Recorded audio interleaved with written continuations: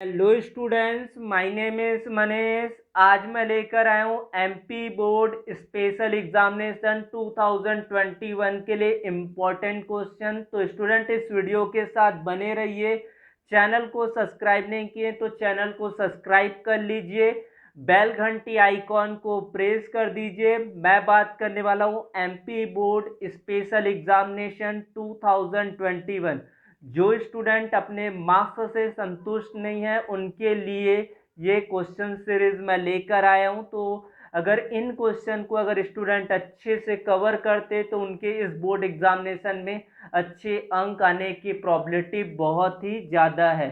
तो आज मैं बात करने वाला हूँ क्लास 12 भौतिक शास्त्र, क्लास 12 फिजिक्स के बारे में बताने वाला हूँ। कौन कौन से इम्पोर्टेंट क्वेश्चन है, सबसे पहले आप लोगों का आज यूनिट 1 से इम्पोर्टेंट क्वेश्चन को बताने वाला हूँ। तो इस वीडियो को ज़्यादा से ज़्यादा लोगों तक शेयर कीजिए। Unit number 1, chapter number 1। सबसे पहले मैं बात करूँगा objective question, multiple choice question के बारे में।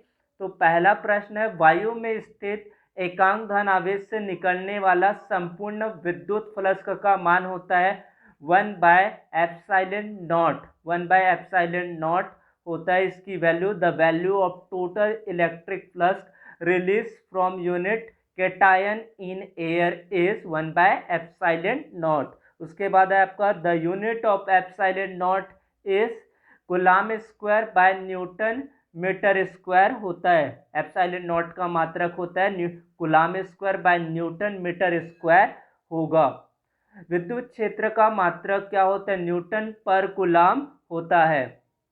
एक कूलाम आवेश में इलेक्ट्रॉनों की संख्या होती 6.25 गुणा 10⁻18 होता है। ये सारे ऑब्जेक्टिव क्वेश्चन मोस्ट ही इंपॉर्टेंट है। पांचवा क्वेश्चन है, बिंदु आवेश Q के कारण दूरी पर विद्युत क्षेत्र E होगा। तो the electric field E due to the point Q at the distance R would be आपका होगा E डायरेक्टली प्रोपोर्शनल 1/r² होगा। उसके बाद है, आवेश का विमेय सूत्र क्या है? The dimensional formula of charge is ampere into T. A into T आपका इसका विमेय डायमेंशनल फॉर्मूला होगा आवेश का। इसके अलावा भी कुछ ऑब्जेक्टिव क्वेश्चन इसी से रिलेट करता हुआ पूछा जा सकता है। उसके बाद आपका 3 नंबर वाले प्रश्न, very short question answer. What are the properties of electric charge? विद्युत आवेश के आपको 3 गुण लिखना है। कूलाम के नियम लिखना है, इनके आधार पर एकांक आवेश को डिफाइन करना है। State Coulomb inverse square law on the basis define unit charge. विद्युत क्षेत्र रेखाओं के गुण लिखिए। What are the properties of electric line of forces? अगला क्वेश्चन है स्टूडेंट मोस्ट ही इंपॉर्टेंट। ये सारे क्वेश्चन इनको आप कवर करते हैं तो आप डेफिनेटली इसके अकॉर्डिंग आपकी तैयारी भी बहुत ही बेहतर तरीके से हो जाएगा। विद्युत क्षेत्र की परिभाषा, मात्रक एवं विमेय सूत्र लिखिए। आपको डायमेंशनल फॉर्मूला और इसको डिफाइन करना है। विद्युत फ्लक्स को परिभाषित कीजिए। What do you mean by electric flux? उसके बाद 5 अंक वाले प्रश्न कौन से होंगे? विद्युत विध्रुव किसे कहते हैं? डाइपोल क्या होता है? इसके एक्सियल एंड इक्वेटोरियल पोजीशन पर आपको इंटेंसिटी को फाइंड आउट करना है। उसके बाद अगला प्रश्न है, विद्युत फ्लक्स का गॉस संबंधी नियम को लिखिए, उनको प्रूफ कीजिए। Right and proof Gauss theorem. ये मोस्ट इंपॉर्टेंट क्वेश्चन। गॉस के नियम के आधार पर कूलाम के नियम का व्युत्पन्न करना। Derive expression for Coulomb inverse law with the help of Gauss theorem.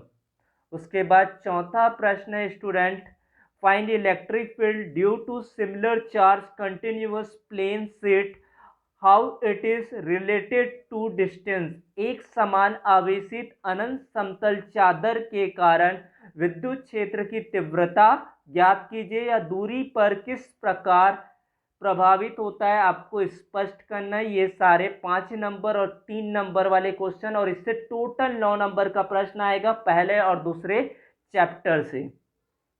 उसके बाद दूसरा चैप्टर देखते हैं स्थिर विद्युत और धारिता कैपेसिटेंस के बारे में। तो the unit of electric potential क्या होता है आपका? वोल्ट। इलेक्ट्रिक पोटेंशियल की यूनिट होती है volt. The electric potential of earth, पृथ्वी का विद्युत विभव कितना माना जाता है? 0 होता है। गोली चालक की धारिता 4 पाई एप्सिलॉन नॉट आर होता है, 4 पाई एप्सिलॉन नॉट आर होगा। संधारित्र प्लेटों के मध्य के स्थान वायु के स्थान पर कुचालक माध्यम भरने से उसकी चालकता इंक्रीज होती है। If an insulator is filled in the place of air between the plates of capacitor then the capacity will be क्या होगा आपका? increase। दो संधारित्रों को श्रेणी क्रम में जोड़ने पर प्रत्येक संधारित्र पर समान होगा आपका समान क्या होगा? चार्ज, आवेश। उसके बाद आपका लघु उत्तरीय प्रश्न 3 नंबर वाले प्रश्न, आपको दोनों चैप्टर को ही अच्छे से रिवाइज करना। जितना क्वेश्चन मैंने बताया वो सारे क्वेश्चंस आपको करना ही है। Define equipotential surface, right its properties. उसके बाद सेकंड क्वेश्चन है गिव रीजन। रीजन में से आपका एक क्वेश्चन पूछे जा सकते हैं इसमें से। सूखे बालों में कंघी घुमाने के बाद वह कागज के टुकड़ों को आकर्षित कर लेता है। दूसरा आपको बताना है साधारण रबड़ विद्युत रोधी है परंतु वायुयान के विशेष रबड़ के पहिए हल्के चालक बनाए जाते हैं।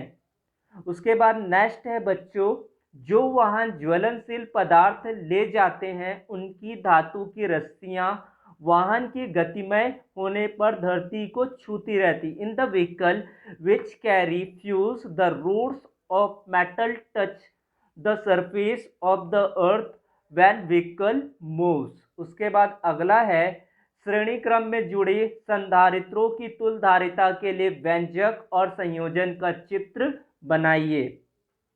समानांतर क्रम में जुड़े तुल्यधारिताओं के लिए आपको व्यंजक प्राप्त करना और संयोजन का चित्र बनाना है। श्रेणी क्रम और समानांतर क्रम इन दोनों को आपको अच्छे से बना लेने हैं।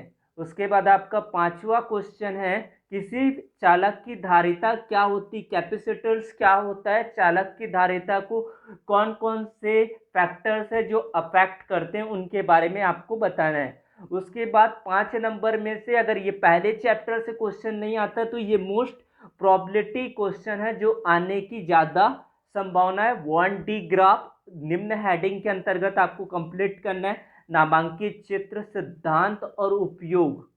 उसके बाद आपका what do you mean by capacitors क्या होता है। समांतर संधारित्र प्लेट के लिए आपको व्यंजक ज्ञात करना है। यह किन किन कारकों पर डिपेंड करता है, कौन कौन से कंडीशन है जो इसको प्रभावित करती है। उसके बाद आपका अगला क्वेश्चन है when two charged conductors are connected there would be loss of energy, why prove it। तो ये सारे question first and second chapter से आपको याद करने हैं और आपको एक ही दिन में याद करें ये सारे क्वेश्चन को मैं सजेस्ट करता हूं। आपको ऐसी पर्टिकुलर आपको प्लानिंग देते जाऊंगा ताकि आपका रिवीजन जो स्पेशल एग्जामिनेशन देना चाहते हैं उसका आपका क्विक रिवीजन हो जाए।